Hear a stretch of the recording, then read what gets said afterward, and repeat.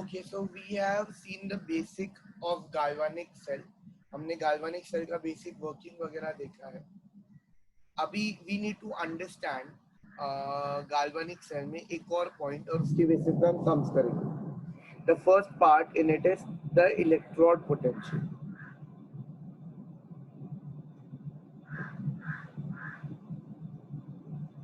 अब जनरली कोई भी हम लोग सेल पकड़ ले तो सेल में हमेशा एक सेल का ही पोटेंशियल होता है.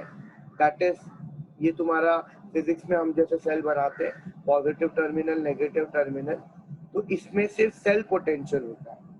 सेल पोटेंशियल को हम वोल्ट मीटर से मेजर करते हैं ये इसके अक्रॉस डाल के, और हमेशा सेल पोटेंशियल ही होता है. मतलब this is positive terminal, this is negative terminal. Cell potential का मतलब क्या, बेसिकली ये कितना नेगेटिव है ये कितना पॉजिटिव है.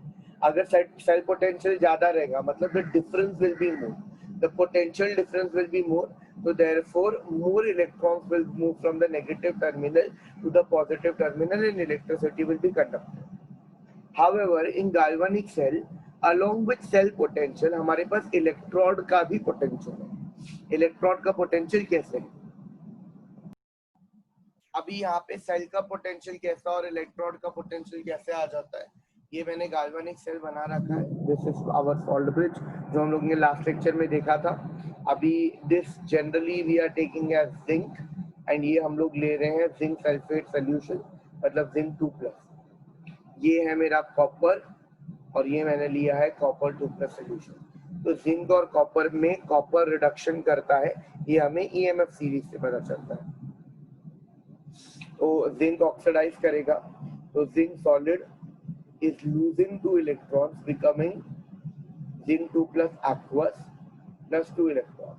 मतलब what we can see is ये जो जिंक मेटल है ये ब्रेक हो जाएगा और इलेक्ट्रोड के अंदर there will be a lot of negative charges क्योंकि जिंक ब्रेक हुआ है and it is giving you electrons.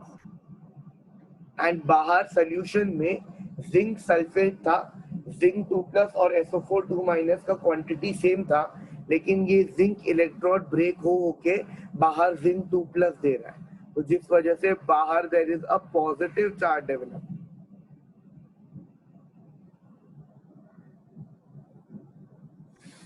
उसी तरीके से यहाँ पे तो आई कैन जस्ट से कि इधर in this electrode in this anode oxidation हो रहा है एंड इसको हम लोग ये जो भी ब्रेक डाउन हो रहा है उसे हम बोलेंगे SOP.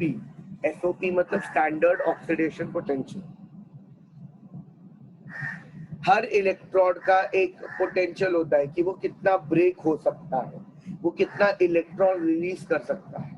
अभी जिंक जितना इलेक्ट्रॉन रिलीज करेगा, मतलब जिंक जितना ऑक्सीडाइज कर सकता है उतना कॉपर नहीं कर सकता, उतना सिल्वर नहीं कर सकता. जिंक बहुत आसानी से इलेक्ट्रॉन दे देगा, गोल्ड वगैरह नोबल मेटल होते हैं वो आसानी से इलेक्ट्रॉन नहीं देते.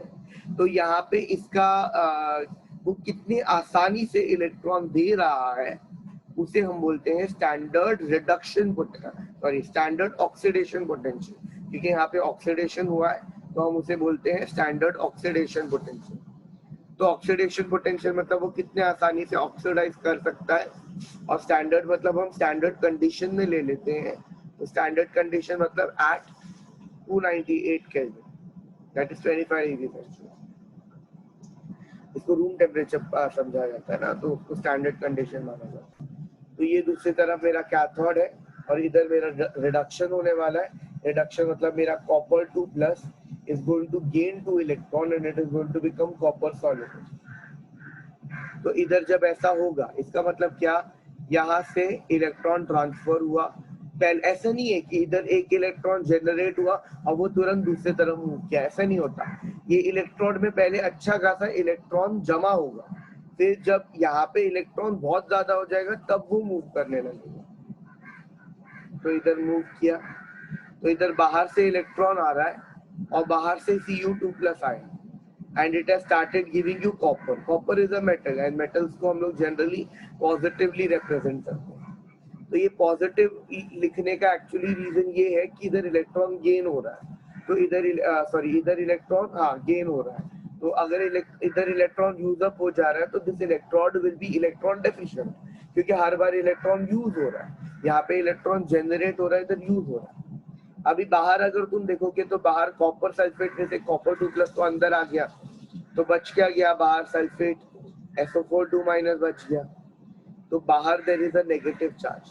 तो if you will look at it carefully, this is SRP. SRP is nothing but standard reduction potential. अब ये तुम डायग्राम को ध्यान से देखोगे तो देखो हमारे पास सेल पोटेंशियल तो है ही। सेल पोटेंशियल मतलब क्या, मेरा एनोड इज नेगेटिवली चार्ज, मेरा कैथोड इज पॉजिटिवली चार्ज। जितना नेगेटिव एनोड होगा, जितना पॉजिटिव कैथोड होगा, जितना उनका डिफरेंस होगा, उतना ज्यादा electrons will move from anode to cathode externally. Electrons anode से कैथोड मूव करता है, हमेशा याद रखना।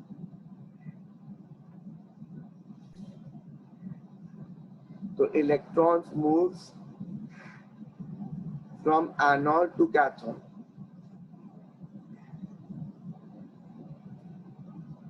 तो जितना नेगेटिव तुम्हारा जिंक होगा, जितना पॉजिटिव तुम्हारा कॉपर होगा, उतने आसानी से ये मूव करेगा, and that is the cell potential, that is the EMF of the cell. तो ये तो हमारे नॉर्मल फिजिक्स वाले सेल में भी था, but what is the difference here is कि यहाँ पे तुम्हारे पास एक इलेक्ट्रोड में भी पोटेंशियल डेवलप हो रहा है। अगर हम ये इलेक्ट्रोड को ध्यान से देखेंगे एनोड में, तो इधर भी पोटेंशियल डेवलप हो रहा है। अंदर नेगेटिव है, बाहर पॉजिटिव। कॉपर देखे तो अंदर पॉजिटिव है, बाहर नेगेटिव है। ये यहाँ पे ऐसा नहीं हो रहा था। यहाँ पे ये जो दंडी थी, पॉजिटिव दंडी, ऐसा नहीं है कि एक साइड में नेगेटिव है, एक साइड में पॉजिटिव है, ऐसा नहीं है। इधर सिर्फ सेल पोटेंशियल था। This was electron deficient, this was electron rich, that is it. यहाँ पे सेल का तो पोटेंशियल है ही, this anode is electron rich, this cathode is electron deficient, वो पोटेंशियल तो है ही। साथ ही साथ कैथोड का भी एक पोटेंशियल है और एनोड का भी एक पोटेंशियल है, क्योंकि यहाँ पे एनोड ऑक्सीडेशन करता है, तो कितना ब्रेक कर पा रहा है, क्योंकि जिंक है वो ज्यादा ऑक्सीडेशन कर लेगा, मैग्नीशियम है वो उससे ज्यादा ऑक्सीडेशन कर लेगा। उससे ज्यादा ऑक्सीडेशन कर लेगा मतलब क्या, मैग्नीशियम के पास में अंदर ज्यादा नेगेटिव चार्जेस डेवलप होगा और बाहर ज्यादा पॉजिटिव चार्ज डेवलप होगा। तो यहाँ पे along with the cell potential you also have electrode potential, and that electrode potential is nothing but oxidation potential and reduction potential. Anode का potential is oxidation potential, cathode का potential is reduction potential. और अगर मेरे को cell का potential निकालना है कि ये मेरे सेल का पोटेंशियल, टोटल मेरे सेल का पोटेंशियल कितना है, तो मुझे ये फाइंड आउट करना है ना कि यहाँ पे अंदर कितना नेगेटिव चार्ज डेवलप हुआ, यहाँ पे अंदर कितना पॉजिटिव चार्ज डेवलप हुआ। तो मैं सिंपली यही बोल सकता हूँ, E naught of cathode plus E naught of anode.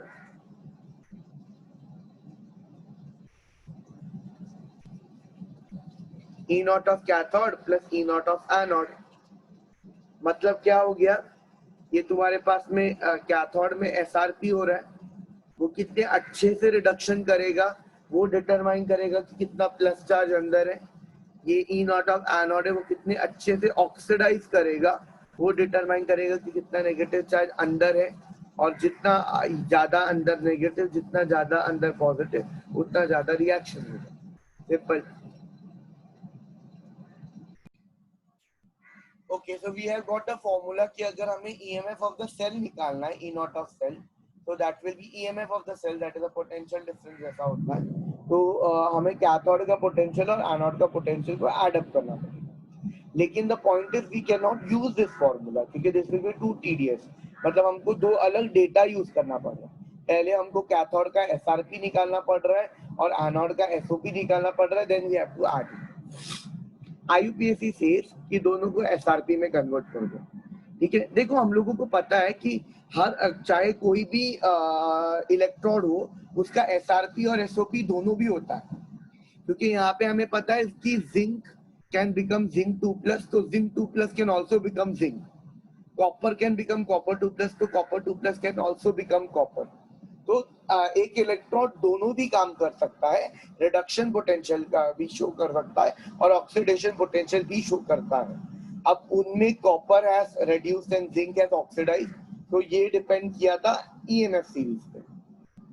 But ऐसा नहीं है कि हम लोग एसओपी और एसआरपी में ऑक्सीडेशन पोटेंशियल और रिडक्शन पोटेंशियल में रिलेशन नहीं निकाल सकते। हम रिलेशन निकाल सकते हैं, that is pretty simple also. Relation कैसे निकाल रहे हैं हम लोग? सी, अगर मैंने तुमको बोला you have zinc that's getting converted to zinc 2 plus 2 electron. अब अगर मैंने बोला इसका E naught is nothing but your SOP, let's say it's X volt, ठीक है। एसओपी क्यों लिखा? क्योंकि इधर ऑक्सीडेशन हुआ। अगर मैं इसको घुमा दूं तो वी नो कि जब रिएक्शन घुमाते हैं तो अगर ये प्लस था तो ये माइनस हो जाता है, तो इसका E naught S R P आ जाएगा क्योंकि इधर एस आर पी हुआ, and this will be minus X volt क्योंकि हमने ये रिएक्शन को घुमा दिया। तो what we can say is कि E naught of S R P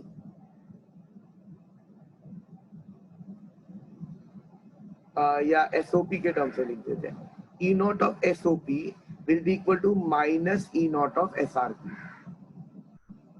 तो अगर मैंने ये फॉर्मूला में सब्स्टिट्यूट किया तो I have E naught of cell equal to E naught of cathode, cathode का हमने एसआरपी दिया था,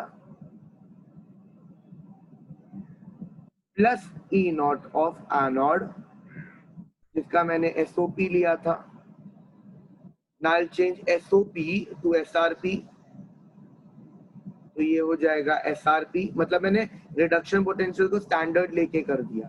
तो अगर कभी भी बोला है इसका इलेक्ट्रोड पोटेंशियल इतना है, तो इलेक्ट्रोड पोटेंशियल मतलब ऑक्सीडेशन दिया है कि रिडक्शन दिया है? रिडक्शन दिया है, तो रिडक्शन को हम स्टैंडर्ड लेके चलते हैं। तो SRP लिया तो ये क्या हो जाएगा? सिर्फ नेगेटिव।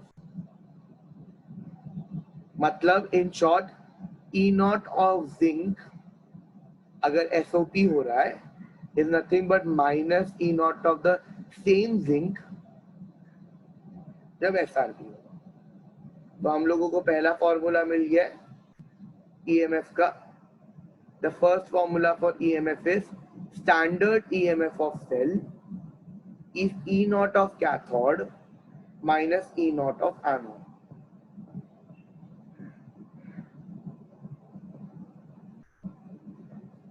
बस, और दोनों भी जो रहेगा वो एसआरपी में रहेगा, तो हमें अलग अलग टेबल देखने की जरूरत नहीं है। हम कैथोड का यानी कॉपर का रिडक्शन पोटेंशियल देखेंगे, एनोड का भी रिडक्शन पोटेंशियल देखेंगे और फिर सबट्रैक्ट कर देंगे। एनोड का ऑक्सीडेशन पोटेंशियल होता तो ये ऐड हो जाता, लेकिन हम रिडक्शन पोटेंशियल देखेंगे। अब दूसरा फॉर्मूला जो यहाँ पे हम लोगों को पता होना चाहिए, दैट इज नर्न्स्ट इक्वेशन।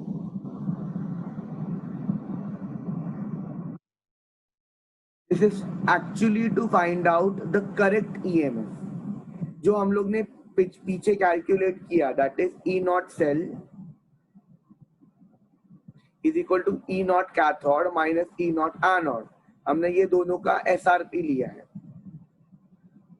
तो ये जो हमने कैलकुलेट किया है ये स्टैंडर्ड ईएमएफ कैलकुलेट करता है। बट हमेशा स्टैंडर्ड राइट नहीं होता, प्रैक्टिकली हम लोगों को चीजें थोड़ी डिफरेंट मिलती है। तो वो प्रैक्टिकली क्या डिफरेंट मिलती है वही हमें नर्न्स्ट इक्वेशन बताता है। So what is your Nernst equation? Nernst equation says कि your actual EMF, the correct EMF E cell is nothing but your E naught cell, ये जो स्टैंडर्ड हमने पकड़ा था, दैट माइनस 2.303, तो 2.303 आया मतलब लॉग आ रहा है कहीं ना कहीं, R T upon N F. This N is not moles, this N in electrochemistry is nothing but valency of electrons, it's not moles। या अगर तुमको मोल्स के टर्म में बोलना भी है तो this n is nothing but moles of electron, कितने मोल्स ऑफ इलेक्ट्रॉन यूज किए गए, valency will be better. Log ये ln था actually log to the base e, लेकिन क्योंकि हमने 2.303 से मल्टीप्लाई कर दिया तो ये q हो गया, log हो गया log q। ये q तुम्हारा वही q है जो आयोनिक इक्विलिब्रियम में आता है, दैट इज रिएक्शन क्वेश्चन।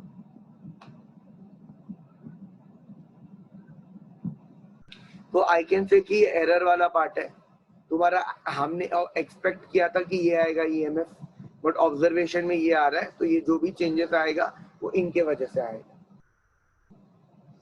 अभी पहले तो मैं तुमको ये बता देता हूँ कि क्यू क्या है, तुमको ऑलरेडी पता भी है, लेकिन let us just find out कि क्यू क्या है। अगर मेरा कोई रिएक्शन है जैसे A of A aqueous plus B of B aqueous, C of C aqueous and D of D aqueous, तो मेरा जो Q होगा that is going to be concentration of C raised to छोटा c, concentration of D raised to D upon concentration of A raised to A and B raised to B. It's your reaction question. It is not equilibrium constant. It is not at equilibrium at any time. तुम्हारा ये जो law of mass action applied है तो वो reaction question है, वो यहाँ पे हम अप्लाई करेंगे और ईएमएफ निकालेंगे। अभी what you need to remember is कि अगर तुमको डेटा में एक्वस दिया है, अगर डेटा में तुमको एक्वस दिया है तो यू टेक उसका कॉन्सेंट्रेशन, तुम उसका कॉन्सेंट्रेशन लोगे। अगर गैस दिया है तो तुम उसका पार्शियल प्रेशर लोगे, और अगर सॉलिड है तो यू विल टेक वन। तो let me just combine and tell you, जैसे let's say A of A है, let's say this is solid, then you have B of B, let's say this is aqueous, and then you have C of C, let's say this is gas. तो यहाँ पे जो तुम्हारा reaction question आएगा, क्योंकि C is gas तो it will be partial pressure of C. You won't be doubtful in this क्योंकि तुमको partial pressure ही दिया गया होगा, तो इसमें डाउट नहीं आएगा तुमको। will be raised to C upon concentration of B है क्योंकि वो aqueous था, raised to B into क्योंकि ये solid था तो ये 1 आ जाएगा reaction question. So this is all about reaction question. अब ये नर्न्स इक्वेशन को मैं थोड़ा सा चेंज करता हूँ क्योंकि हम लोगों को पता है कि 2.303 is constant, R is 8.314, temperature is 298 which is constant, and N change हो सकता है but Faraday भी constant है। So we know कि R is 8.314 joule Kelvin inverse mole inverse। Temperature याद रखना है, दिस इज 298 केल्विन पे, एंड फैराडे इज 96,500 एफ का मतलब 96,500 है।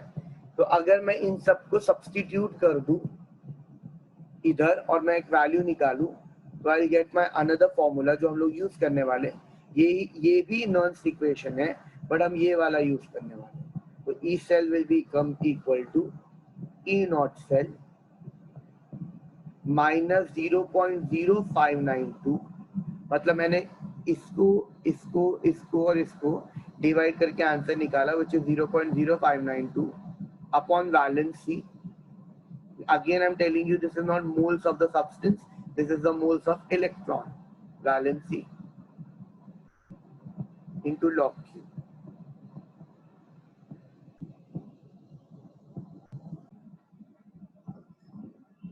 Now before we start with the sums we need to know one more thing and that is cell representation.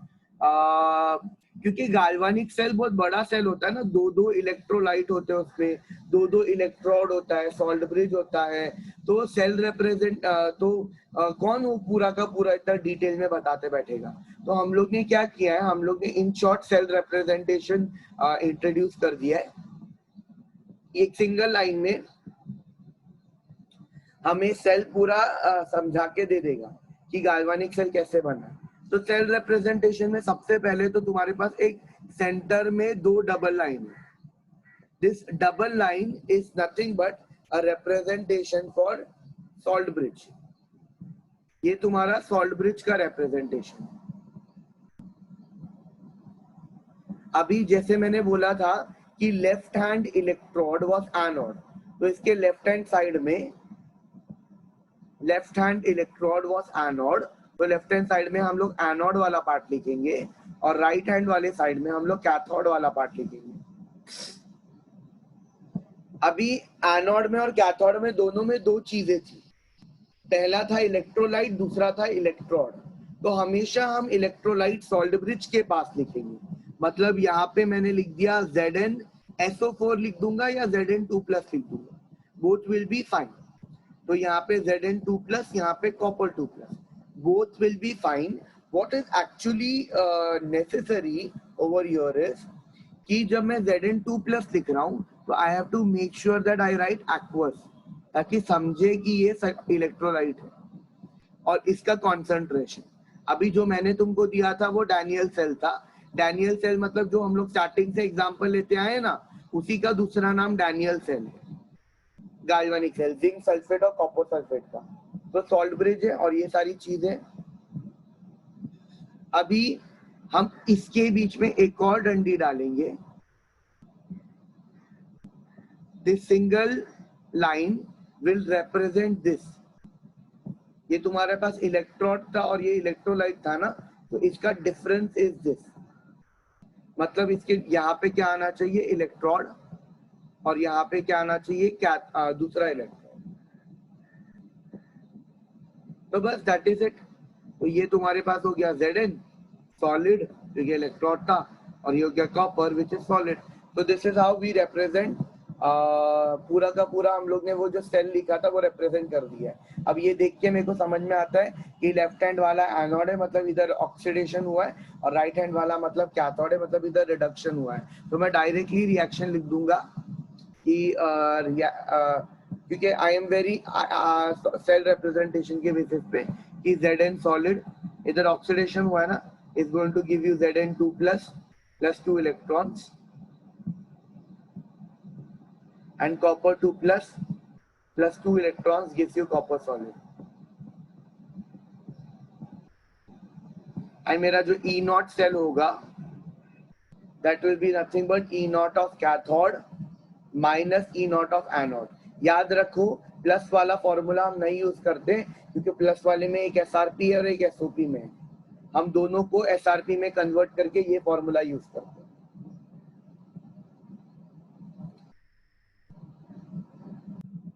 Okay guys, so this is our question. ये हम लोगों को question दिया है और हम लोगों को यहाँ पे E सेल और E0 सेल निकालना है।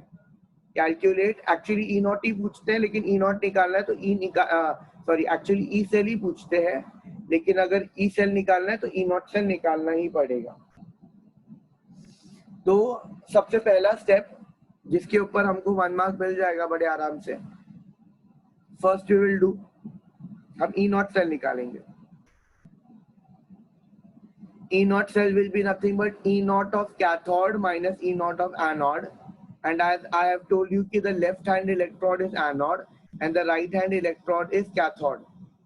तो right hand electrode is cobalt, so here it will be E0 of cobalt minus E0 of chromium.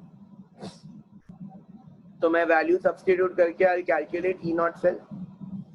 Cobalt is given as minus 0.28 volts.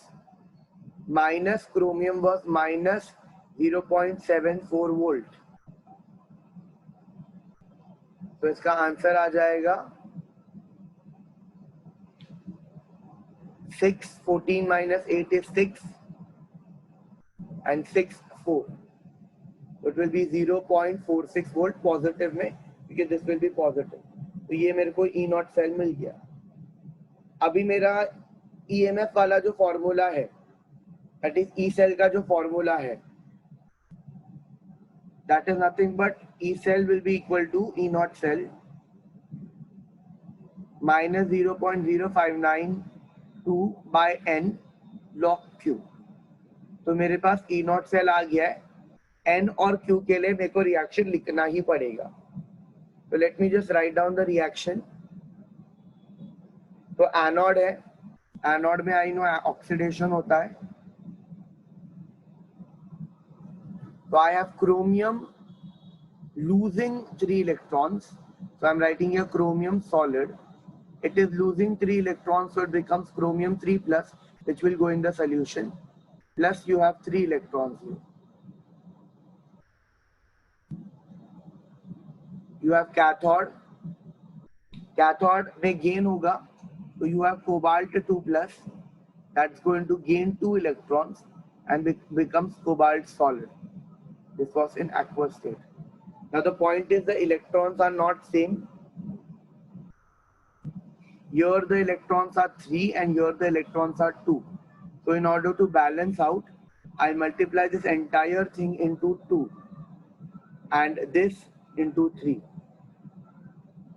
So therefore my equation will become 2 chromium solid will give me 2 chromium 3 plus. This is extremely important because law of mass action में apply होता है. Gives me 6 electrons. And this is going to be 3 cobalt 2 plus 6 electrons gives me 3 cobalt solid.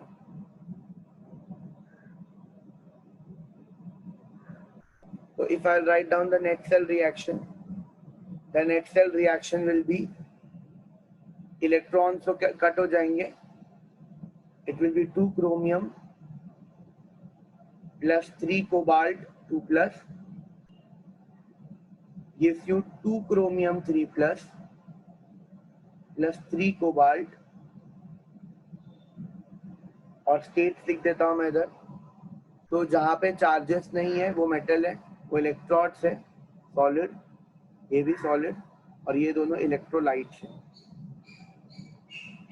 तो मुझे इससे valency पता चल गया. मेरा जो वैलेंसी है दैट इज 6 क्योंकि 6 electrons were transferred, so valency is 6. Now I need to find out Q. Instead I don't have to find out Q, I have to find out log Q. तो मैं log Q, see people get तुम direct substitute भी कर सकते हो इधर, but I will tell you कि अगर तुमको गलतियां नहीं करनी है तो log Q का वैल्यू अलग निकालो. log Q का वैल्यू अलग निकालो मतलब क्या? Now what is my Q going to be? Q is going to be product है ना, तो प्रोडक्ट में आता है क्रोमियम 3 प्लस, तो it's going to be chromium 3 plus का concentration raise to 2 upon cobalt plus 2 का कॉन्सेंट्रेशन रेज टू 3. इसको नहीं गिनेंगे क्योंकि सॉलिड है 1 है, इसको नहीं गिनेंगे क्योंकि सॉलिड है 1 है. तो ये मेरा Q है. तो rather than writing finding out Q, मैं लॉग Q का ही सीधा वैल्यू निकाल दूंगा. ठीक है, लॉग Q मतलब मेरे को एंटी लॉग नहीं निकालना पड़ेगा.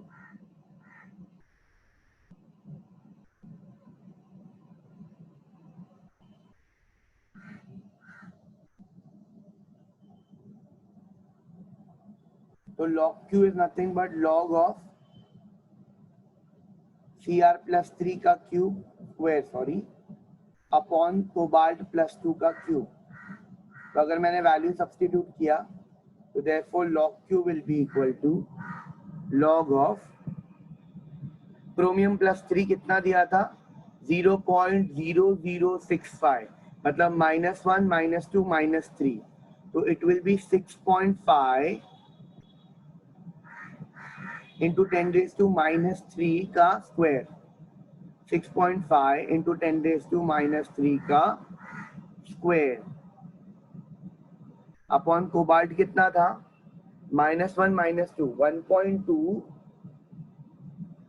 into 10 raised to minus 2 का क्यूब.